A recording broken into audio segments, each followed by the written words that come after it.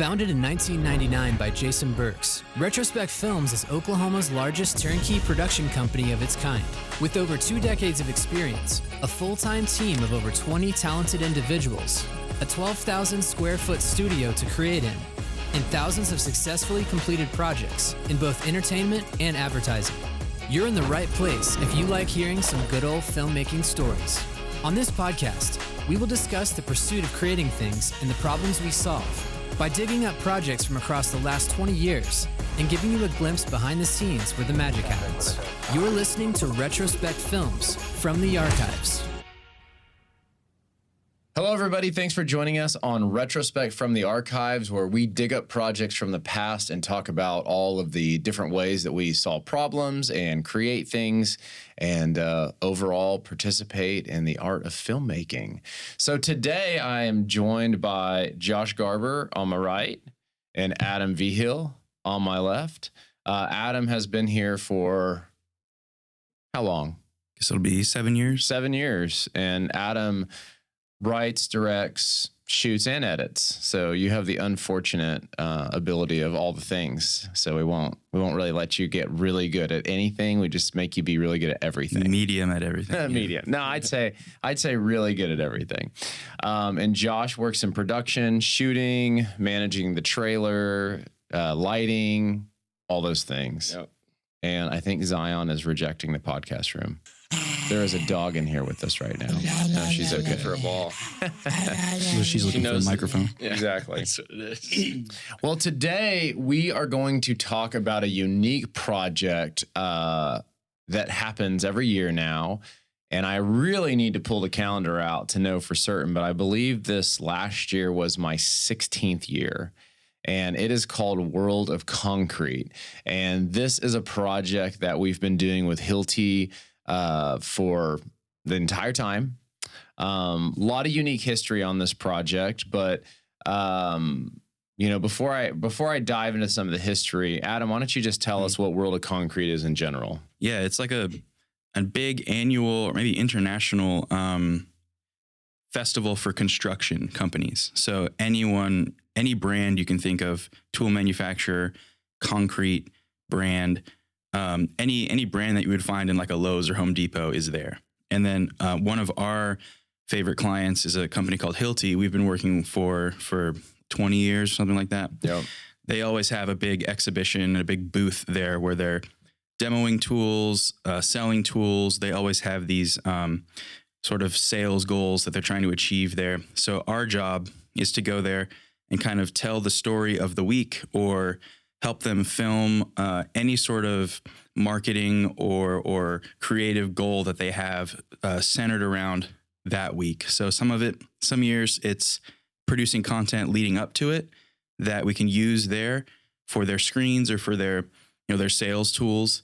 Other times it's gathering content there that's going to be used later on throughout the year. But most of the time, as far as our job is concerned, we're going and we're filming for most of the morning, editing and having at least a video a day, sometimes multiple in certain years. But it's a whirlwind for us, just like it is for them. They're setting up their tools, demoing. Probably like 30,000 people show up just to go to the trade show and circle throughout the booth. There's kind of like a friendly competition between Hilti and the other brands there to sell more tools or to kind of just lure more of the people into their booth. And so it's our job to kind of capture that, get interviews with customers, with team members from Hilti, and kind of tell their story. There is a, quote, massive shortage of skilled workers. Facing a massive shortage of skilled workers. A shortage of skilled tradespeople throughout By 2030, the global talent shortage could reach Shortage of skilled workers. It has contractors scrambling here in Ohio and across the country. What's behind that gap and what can be done about it?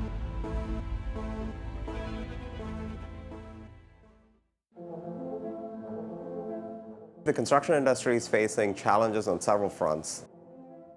Safety is a concern. Construction is a bit of a dangerous industry. The second is sustainability, right? So it is one of the biggest polluters as far as industries go. Productivity has been a problem. Productivity in the office, productivity in the job site, how they get things done. the aging workforce. We're not getting enough people also coming into the industry. This is compounding the productivity challenge for our contractors. The customers and our contractors also understand that. Our foremen are aging out, our supervisors are aging out, everybody's ready to retire, and it's really hard to get a really well-trained workforce, so from a safety perspective, that's really difficult. A lot of it is complying with the new industry standard, a lot of the environmental aspect. Yeah, the biggest, I would say, is the skilled labor shortage. And I know that there's a lot of us talking about that right now, but I don't hear a lot of solutions. I hear just a lot of the shared pains. It's like it's going to be the largest problem our industry is facing in the next 5 to 10 years.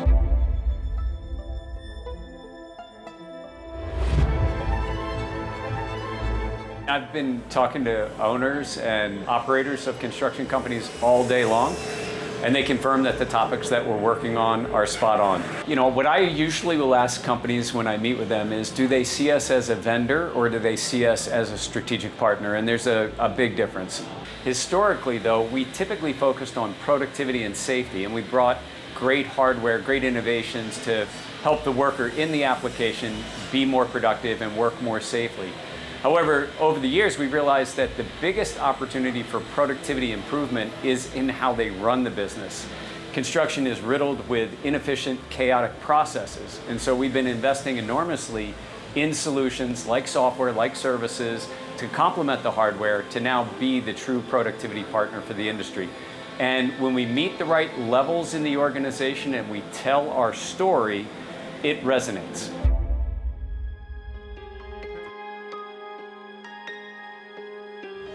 So when you walk up to our booth, you not only see tools, you also see software and services and our direct sales force. And nobody at the World of Concrete has that.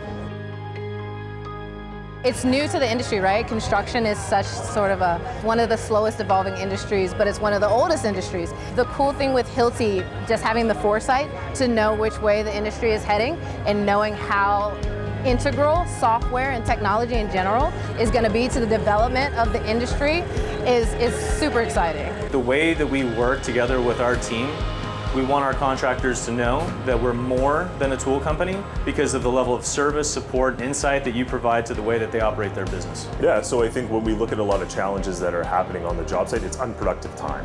And so when we look at the software that we've brought in the last couple of years, On Track and then FieldWire now, we have this Hilti ecosystem that is unmatched by anybody. It is everything that the customer is looking for to go to the job site every day, to really be as productive as possible and to be as safe as possible within an organization. And now we kind of bring in this other trigger of sustainability. So all the other competitors might have pieces of the puzzle, but they don't have the puzzle in the view that we have as an organization. I believe we are a customer's best partner for productivity, safety, and sustainability. I definitely think we are, not just because we have so many different things to offer, but we just have the best support there is. The question is, do our customers have the confidence? Do they want to take this journey with us? Do they want us to help them with their productivity, safety, and sustainability?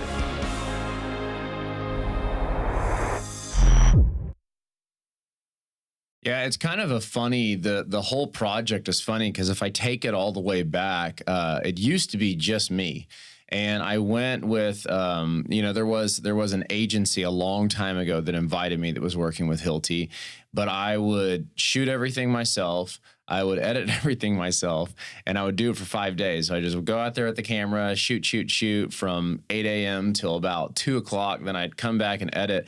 And in those days, I mean, it was I didn't sleep. Like, I remember getting done at 3 a.m., sleeping until 7 a.m. and waking back. And that was every day. So go to bed at 3 a.m., wake up at 7 a.m., which in your early 20s is a lot more tolerable than it is now.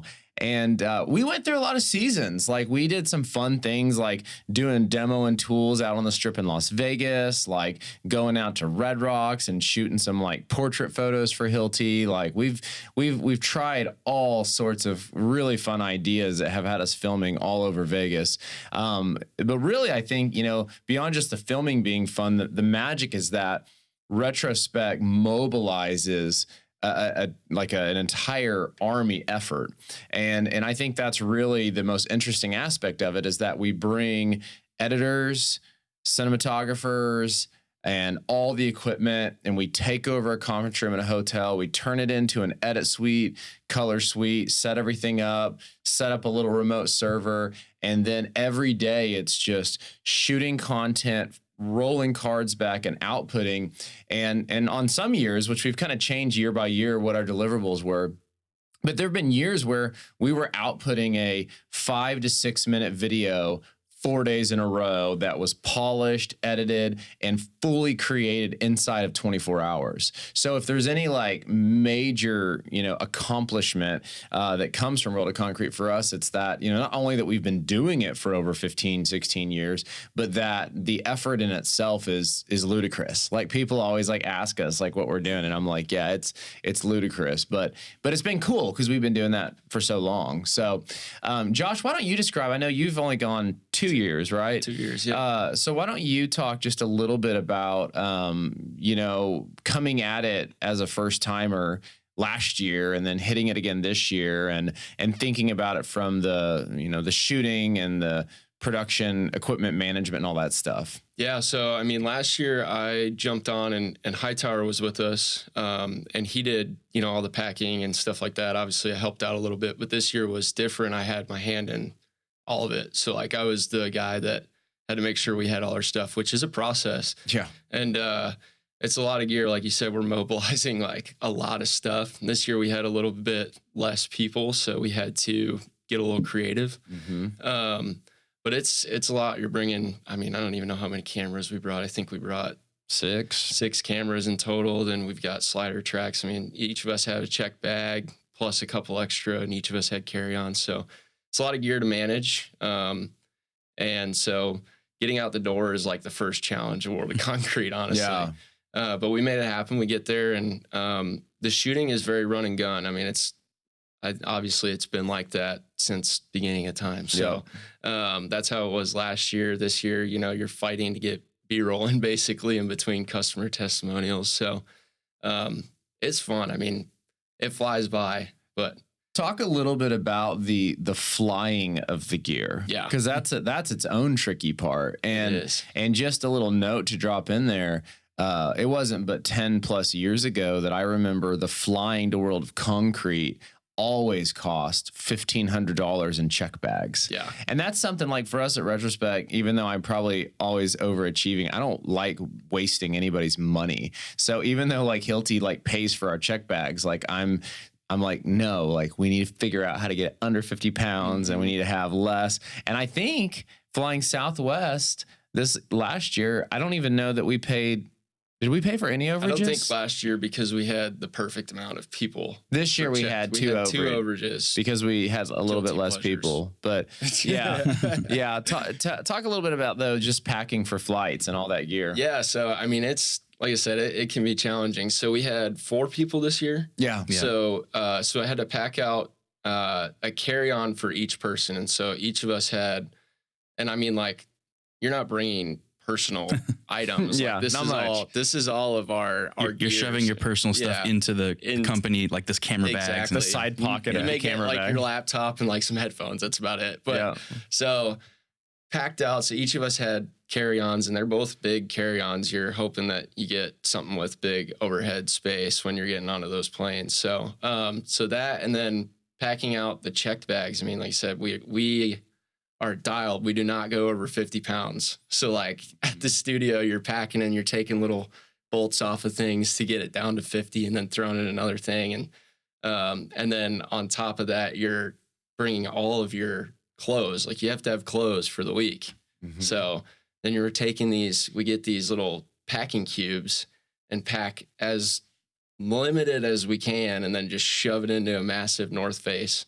And then once you get it to 50, then you have to get it in the car. Mm-hmm. And then maneuvering through the airport, that's another tricky ordeal because each of us have 4 bags that but only 2 arms. Mm-hmm. Yeah. So 4 bags, trudging through the airport, trying to get them checked. And then you're fighting with the people at the front desk to make sure that the golf club is in there for, the bag. We put a golf club in one of our cases because they don't charge when it's a golf bag. It's all about loopholes when you're traveling. As soon as it's video production, they're like, oh, that's $150 a bag. So I'm like, I don't know. You can't corner me into that. If I put a golf club in there, it's a golf club case. Yep.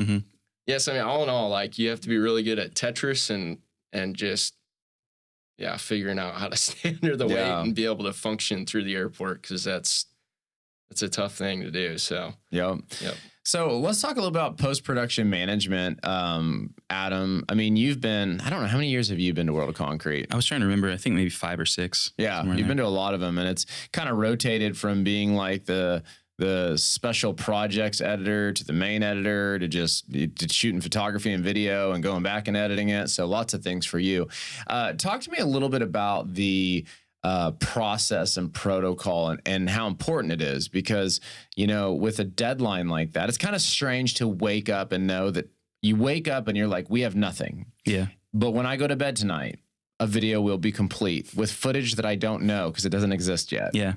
So it is a little scary. So I think the first step in my mind is to get as much done as you can without the footage. So that's like sourcing music is a big thing. Sourcing graphics is a huge thing. So that, that those are always the things that, at least with graphics, that happen last. So if you can nail those in the beginning, the client likes the visual style, and you can kind of just come up with like a template for all that stuff.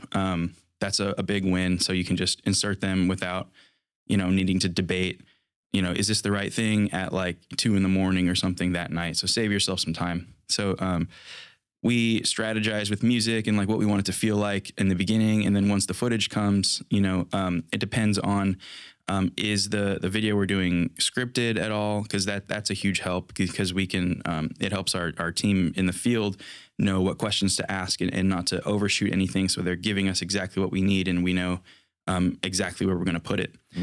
That was a huge thing we've done in the last, I think, 2 years, where it's been like outlined somewhat and scripted, so that in post, it kind of becomes easy. We know exactly what we're looking for. We can put it in, but other times it's not. And so it's really just studying, taking that time in the morning when we don't have footage to kind of study the messaging that the client wants us to have. And, Hilti, in this case, we have worked with them long enough to know, their value pillars and what they want to focus on this year.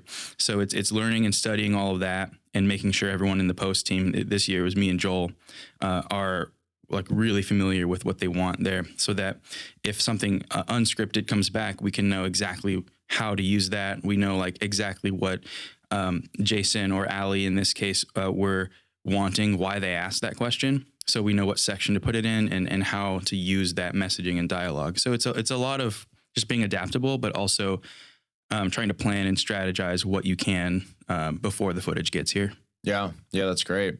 Josh, talk a little bit about the different methods of capture, and then how there's kind of also a shot list. So it's like we've got photography, and we've got gimbal, and we've got drone, but then we also have to do interviews and product footage and slow motion and all that.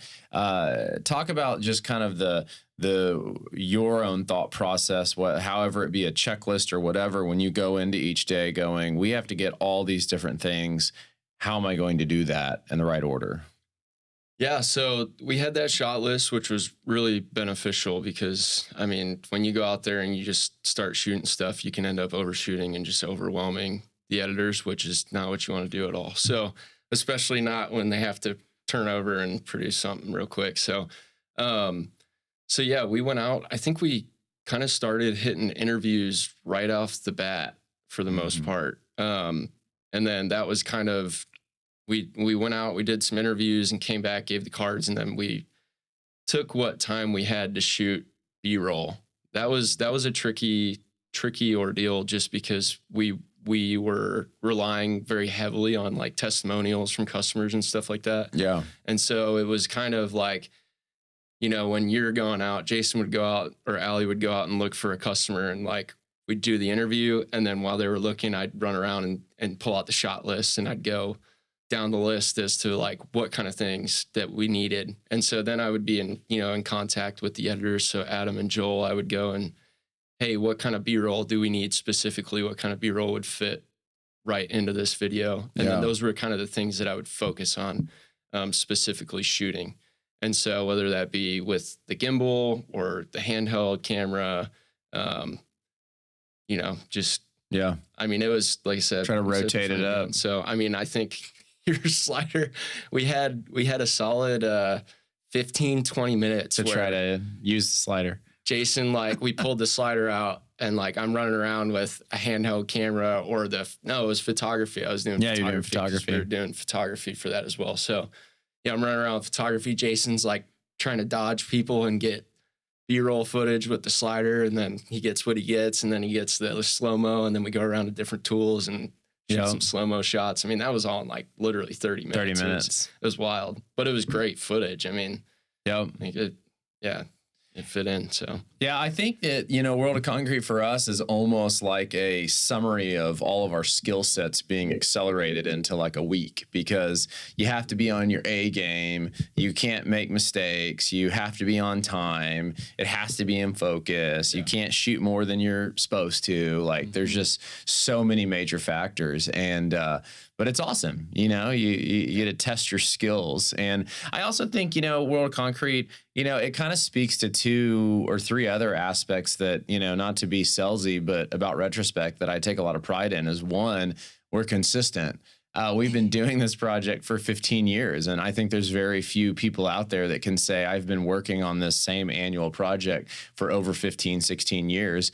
In addition to that, I think just like our knowledge of the brand and what they need and what they want. I mean, honestly, I would say I feel like I know it almost as well, if not better, than a lot of people that work there, because I've been around the company for so long. But it's really nice as a production company to have all that knowledge where we can just, Adam knows how to make decisions and I know how to make decisions, and you're learning how to make decisions that are appropriate for the brand without having the marketing person hovering over and saying, you did that wrong, know? And then I think in addition to that, which I think you guys both said, just being flexible. I mean, I think that being in production, you have to be flexible, but that is something that we certainly take pride in and have to be, because every day there can be a shift or a change. And I mean, I feel like we've done a really good job, weathering those changes at World of Concrete. Mm-hmm. So, well, and the other thing I was going to say too, because I want to give a shout out to Joel. I mean, we're like, showing all our skill sets, we're still learning and growing with all the new things that come about in production, and Joel is our resident FPV drone flyer, and like that's new. We started that with Hilti, and really we've been able to dabble in it more, and World of Concrete gave him that opportunity to shoot some really cool FPV shots. Yeah, those shots were amazing. I mean, that, and he also learned After Effects kind of on the fly this year, because we just needed him to do graphics and work on that while I was working on the edit. So he kind of was able to show off his skill set, but then also learn a new one and feel really confident in it by the end of the week. Just all in a span of 4 days. Yeah, you really get fast tracked for sure. Absolutely. Yep. Well, that is all the time we have for today. Really, we could talk about World of Concrete for hours and hours because of how many stories come along with World of Concrete. But hopefully this gave you a little taste of what we do. If you liked what you saw, feel free to catch any of our other episodes. We have over 30 podcast episodes now, and you can always go to our website, retrospecfilms.com, or you can go to Spotify or Apple Podcasts. There's lots of stuff out there. We hope to see you on our next episode of Retrospec from the Archives. Thanks for joining us. See ya. Bye. Later.